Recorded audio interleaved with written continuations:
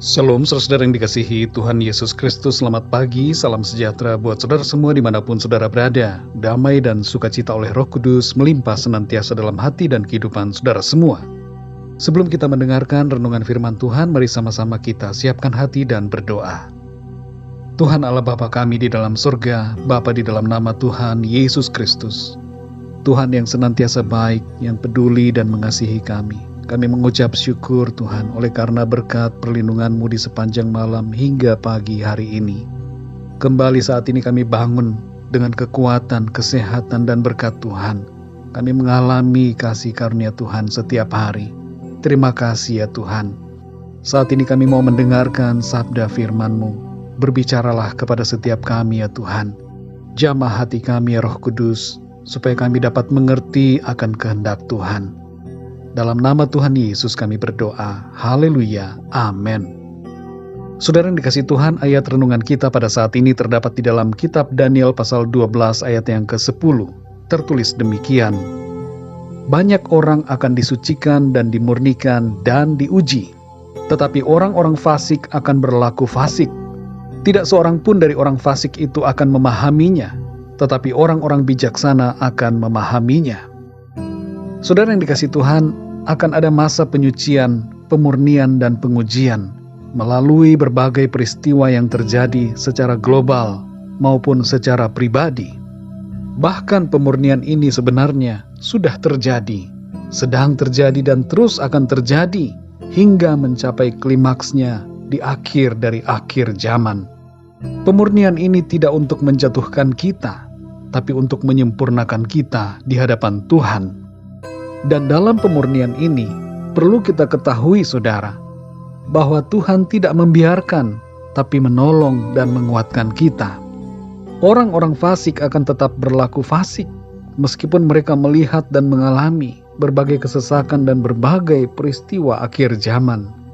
Pikiran mereka telah dibutakan oleh karena berbagai keinginan hawa nafsu duniawi. Tapi orang-orang yang mengasihi Tuhan akan semakin bersinar. Daniel 12 ayat 3 mengatakan, dan orang-orang bijaksana akan bercahaya seperti cahaya cakrawala, dan yang telah menuntun banyak orang kepada kebenaran seperti bintang-bintang tetap untuk selama-lamanya. Saudara yang dikasihi Tuhan, mengikuti Tuhan jangan kita pandang sebagai suatu tindakan tanpa proses. Iman selalu akan mengalami ujian dan pendisiplinan. Kita tidak akan menjadi kuat kalau terus dimanja dan tidak mengalami pembentukan Tuhan. Jangan kita lari saudara ketika dibentuk Tuhan. Mungkin memang terasa tidak enak, tapi kita harus terus maju dalam perjalanan iman bersama Tuhan sampai garis finish. Dalam Ibrani 12 ayat yang ke-26 dikatakan, waktu itu suaranya menggoncangkan bumi, tetapi sekarang ia memberikan janji, satu kali lagi aku akan menggoncangkan, bukan hanya bumi saja, melainkan langit juga. Dari ayat ini saudara, kita memahami bahwa goncangan pasti akan terjadi. Segala sesuatu akan digoncangkan, supaya tertinggal apa yang tidak tergoncangkan.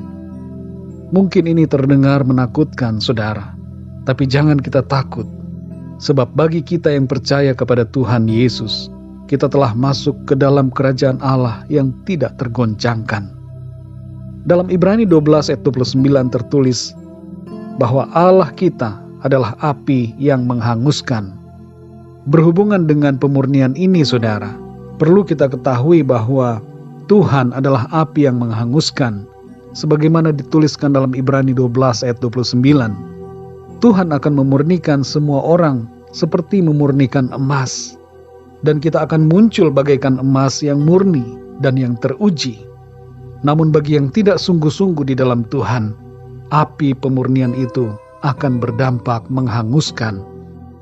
Saudara yang dikasihi Tuhan, mengasihi Tuhan Yesus tidak cukup dengan kata-kata saja, tapi harus melewati suatu pemurnian.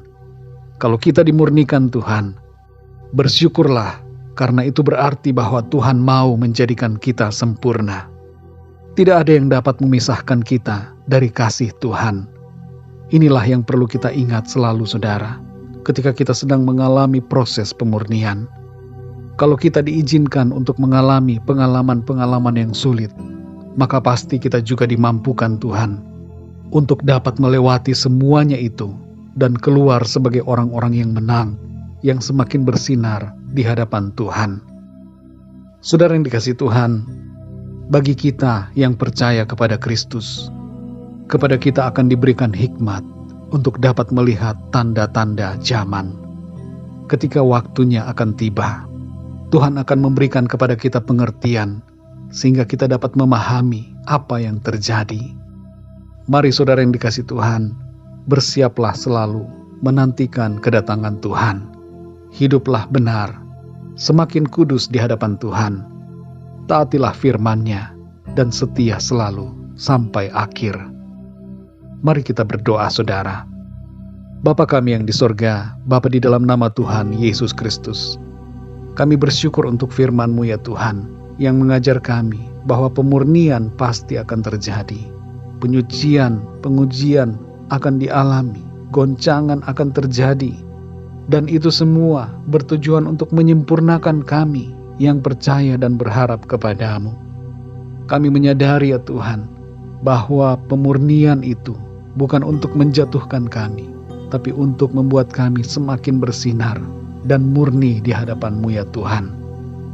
Terima kasih ya Tuhan, kami bersyukur karena kami telah Engkau angkat sebagai anak-anak-Mu, masuk sebagai anggota kerajaan-Mu ya Tuhan, yang tidak akan tergoncangkan, sehingga ketika segala goncangan itu terjadi, kami akan tetap kuat dan terus bertahan di dalam iman kami.